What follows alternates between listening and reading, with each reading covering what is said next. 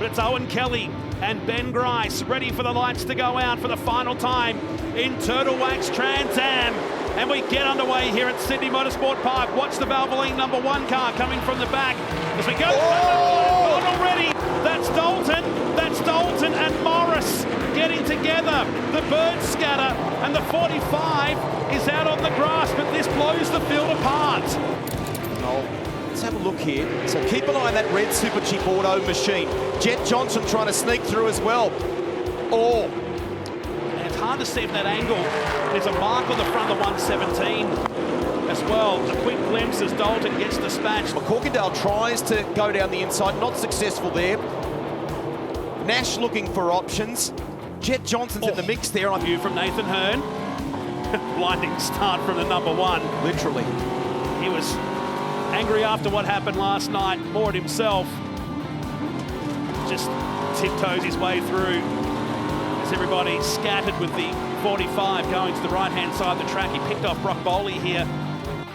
Hamish Ribberett's quiet yesterday, but sat up there inside the top 5. Another car going off. That's Cameron. Both the Tander's in there. Leanne and Garth are off the track. Aaron Cameron is as well. 3 Melbourne Performance Centre teammates off the road. And this is what happened, part 2, down at turn #4. So damage to Garth's car. It's Aaron Cameron going off ahead, and Leanne Tander exits stage left. Both the Audis going off the track. She's just returned to the circuit now.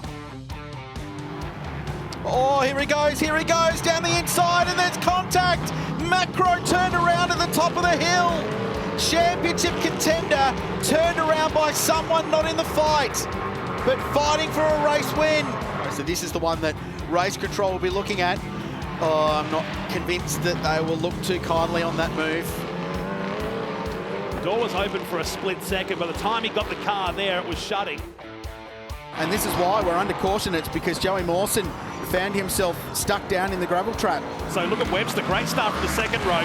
So it's those inside rows that really have the better grip. That's Mawson making the move. Now, was there contact? Oh, yes, no. there was. It was his teammate, Matt. It was Tim Slade. Will jump on board. This is the champion. It's a pretty good start too from Joey. Turns the car in, but Slade's on the inside. And there's the contact, and it's broken the rear suspension. So Tim will say he was squeezed. Joey will say he was just turning in and didn't think he was down the inside. And there it is. It's almost in the back of the gearbox of the 27. He's tucked up right behind him now. This is one of his favourite spots down at turn #4. But Mawson's a wake up to this. He gets into the back. They collide, and they'll both go off the track here. You can see that coming from turn 6. Let's have another look at that. Mawson defending, covering his line. Golding so close to the Hollinger gearbox of Joey Mawson. He can read the part number and a paint exchange. Both cars fired up the escape road to damage to Golding's front wing. Great job by Motorsport Australia Race Control. Race Director David Stewart lifted the rear wheels off the ground of Joey Mawson's car. This time, Will Brown gets it done. And you watch his teammate, and they bump. That's more than a bump. That's 1-2, making 3s into the gravel trap and into the tyre wall. That's a big crash. It's a very high-speed bit of road. He was trying to follow his teammate through, got into contact with this guy, James Moffat. 2 years, 2 big crashes for James Moffat, and Moffat slowly walking his way back, and Hanson's car stopped as well. That's on the inside of turn 2 by the look of the old pit area here. Here's a replay, the Super Cheap Auto replay. So that's Will Brown making the move, the Liquimoli Audi. Now 9 of Hanson comes up to, he's far enough up there. They bumped in, it was a significant hit. Then the second one, the third one got that left rear and turned the Renault Megane around into the wall. And it was to the rear wheel, so Moffat was sort of coming across the front. And then quite a hefty whack into the tyre barriers that protect pit wall.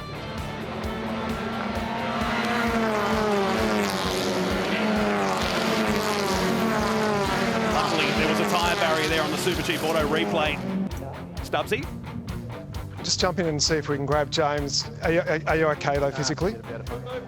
We'll leave James alone. That's obviously a huge impact, and he's not an impressed person at the moment. We'll try and grab him again once things have calmed down a little. Just talking to the team here, of course, from Audi Sport Customer Racing, MPC, just trying to have a chat to Jay Hanson's, to the team manager there.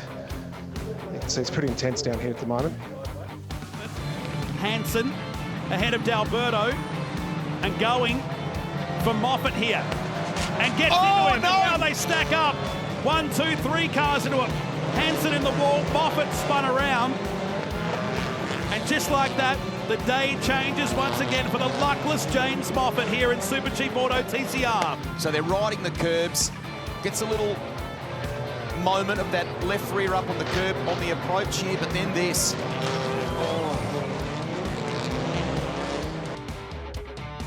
And Watts has been another incredible race. The thought about this car having significant damage after contact with his teammate never showed. Bresington runs a fraction wide the final turn, almost put the kiss of death on him, and Bow's going for this. This will be right close. at the finish line. They're going to go side by side. Watch the timer. Oh, he misses it by 24 thousandths.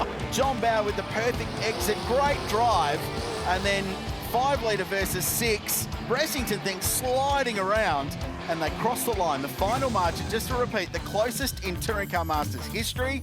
And we go racing on Sunday morning here at Phillip Island in the Turtle Wax Trans Am Series. And the charge begins to turn number 1. Tim Brook tucks in behind Owen Kelly. Nathan Hearn on the outside for a moment there on Ben Grice as we go through turn number 1 for the first time. They're 2 and 3. Oh, no! That Grice is gone, and this is going to be a hold your breath moment. He makes it through. Can you believe that on the first lap? That was amazing. Amazing from Grice, amazing from Nathan Hearn to get out of it and just give him enough room to merge in.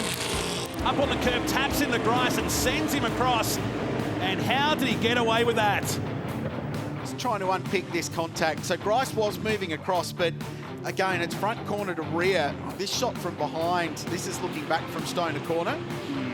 Doesn't look great from that angle. No. That's probably the least favourable angle of them all for Nathan Hearn's case.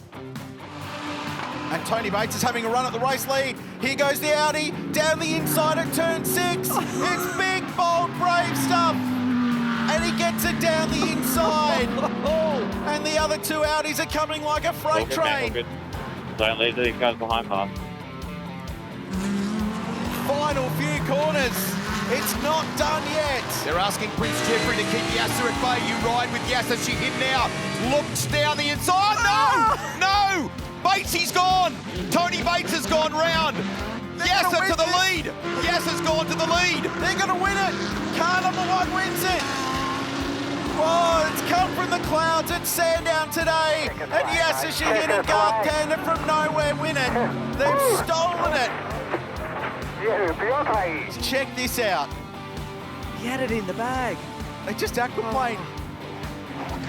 And then he spears it off. Shahin made the pass at that moment. What are you doing, Tony?